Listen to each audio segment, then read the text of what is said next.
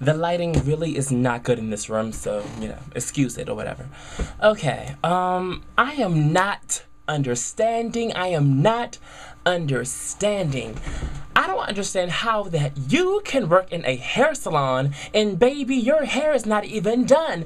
I mean, first of all, if I'm gonna walk into your hair salon and get my hair done and I know no one in here, you hoes better have your own hair done. If you call yourself a hairstylist or a stylist, your tracks should not have lint, or I should not be able to see glue, or your lace front should not be tacked on and stacked on and tapped on your head. There needs to be a point as to where you know how to do your own hair. Or if you can't even do your own hair and you're good at doing others' hair, make sure that you find a stylist that can style your hair, because as you being a stylist, a hairstylist at that, you are representing the kind of qualities that you like in your hair and in others' hair.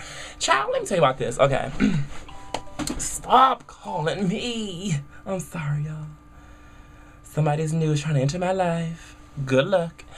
Anyway, so, okay. I picked up some part-time hours at the mall or whatever like that, because it's holiday season, you know, I need extra little money. So,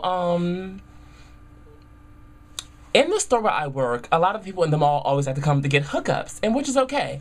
They like to come and get beauty products, which is absolutely fine. We understand that. Everybody loves a hookup these days. Everyone loves a hookup. So, Regis Hair Salon next door comes into to my store, and they're always asking for things. Okay, fine and dandy, which is great. Okay, fine. You know, so when I go into your store, I'm expecting like a hookup as well. So, I have a friend that works there, and he, you know, did some lines on the side of my hair, like that for me, which was actually nice. So, he comes back to me and tells me, one of the salonists in the store saw you and they saw that you come in, they saw that I put lines in your hair, and they were very upset because I put lines in your hair and didn't charge you.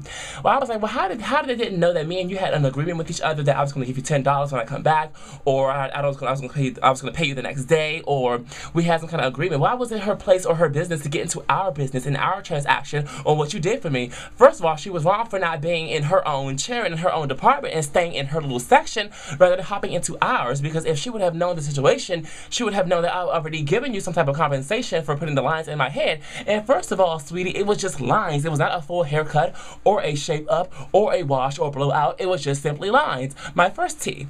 The second tea was Regis Hair Salon comes over to our salon all the time, begging for stuff, wanting free products, wanting lotions, wanting shea butter, cocoa butter, whatever. So, you know, sometimes we'll give them something, sometimes we won't. But after today, they won't get anything. So I go over with a little shampoo to want to get my, you know, hair wash out, because when I wash it, it gets a little bit more lighter, more fluffy, more curly, or whatever. So I go over there, and my friend, he's not there today. So I saw another girl that comes in begging all the time into our store. So I asked her, hey, is it cool if you guys just simply just wash my hair out with this, whatever, in the store, because our sink is too small. So she's like, yeah, that's fine, but I have to ask the manager. Okay, I guess you have to do procedures. I respected her like that. So she asked the manager, which her hair was shacked and racked up. I'll talk about that in a few minutes. And so the manager's like, oh, we gotta charge you $12. $12 to wash my hair, and you hookers and hoes come over to our store every time and get free products, but yet when I ask for the first time to come over and get my hair washed, it's $12, and I don't even have hair in my hair, sweetie. Like, what's going on? So I was like, oh, it's okay, it's fine. When you want to get a product from our store, come right on over, girl. We're going to hook you on up. And so I left out the store. But my thing is, before I get onto them, my thing is, if you come over and beg from our store, when we come over to your store, hook us up. Don't just expect to receive something. We come to your store, we can't receive anything, because that's not fair. So you wonder why when you work in the mall that nobody else gives out discounts, because it's people like you that you come to us wanting free stuff, which is fine, and we'll give it to you. But when we come to your store, then there's an issue. Oh, we can't even get our hair washed for free. Or we can't get out a line put on our hair without getting charged $10 to get a line, one simple line in my hair. And then back to the basics, back to the back.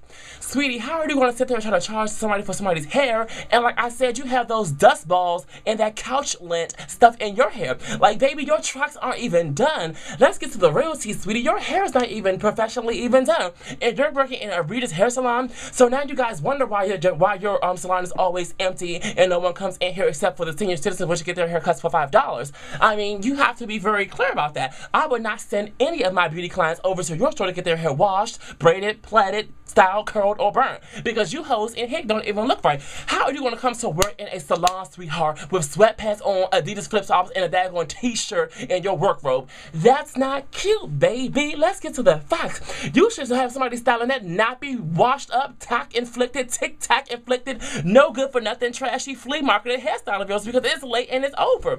Baby, I wouldn't recommend anybody, not even a dead person, to walk in there and do your hair for their funeral, because your hair is not even done. So how dare you sit there and say that, oh, we can't do this, we can't do that, but yet you come to our store begging for everything? Let's get into that.